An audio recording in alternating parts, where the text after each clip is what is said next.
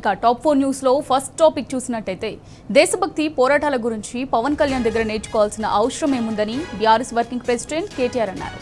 Telangana OG KCR అని ఆయన స్పష్టం చేశారు. తెలంగాణపై పవన్ కళ్యాణ్ వ్యాఖ్యలపై స్పందించిన కేటీఆర్ దేశంలో ఎవరైనా ఎక్కడైనా పార్టీ పెట్టుకోవచ్చని సూచించారు. అయినా జనసేన కొత్తగా తెలంగాణలో పోటీ చేసేదేముందంటూనే 2023 ఎన్నికల్లో బీజేపీతో కలిసి తెలంగాణలో పోటీ చేయలేదా అని గుర్తు చేశారు. ఇక రెండో టాపిక్ చూసినట్టయితే సనత్ నగర్ టిమ్స్ ఆసుపత్రి ప్రారంభం ఎప్పుడంటే ఇప్పటికీ క్వశ్చన్ మార్క్ గానే మిగిలింది. ఇప్పటికే 3 సార్లు ప్రారంభోత్సవ తేదీలు ప్రకటించి ముఖ్యమంత్రికి సమయం లేకపోవడంతో ఆసుపత్రి ఓపెనింగ్స్ ను వాయిదా వేశారు. మళ్ళీ ఇప్పుడు ఈ నెల 11న ప్రారంభిస్తామని చెబుతున్నారు.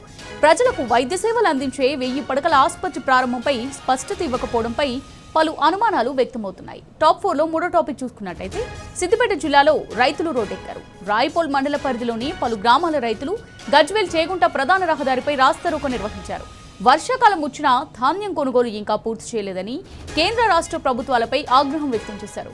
రోడ్డుపై బైఠాయించి ప్రభుత్వ వ్యతిరేక నినాదాలతో ధర్నా చేశారు. ఇక నాలుగో టాపిక్ చూసుకున్నట్టయితే $12 బిలియన్ విలువైన బంగారాన్ని కేంద్రం అమ్మేసినట్టు బ్లూంబర్గ్ వెలువరించిన కథనం దేశవ్యాప్తంగా కలకలం రేపింది.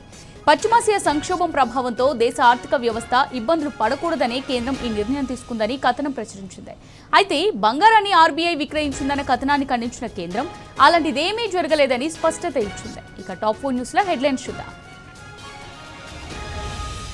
టాప్ 4 న్యూస్ లో ఫస్ట్ టాపిక్ చూసినట్టయితే పవన్ కళ్యాణ్ కు KTR strong counter. Telangana OG KCR ఏనని clarity. Second topic Sanath Nagar TIMS ప్రారంభంపై ఉత్కంఠ. 3 సార్లు తేదీలు ప్రకటించి వాయిదా. ఇక థర్డ్ టాపిక్ సిద్దిపేట జిల్లాలో రోడ్డెక్కిన రైతాంగం. గజ్వేల్ చేగుంట రహదారి దిగ్బంధం. ఇక ఫోర్త్ టాపిక్ చూసినట్టయితే $12 బిలియన్ బంగారం అమ్మారంటూ బ్లూంబర్గ్ కథనం. అలాంటిదేమీ లేదని కేంద్రం స్పష్టత. ఇక టాపిక్స్ మరోసారి చూద్దాం.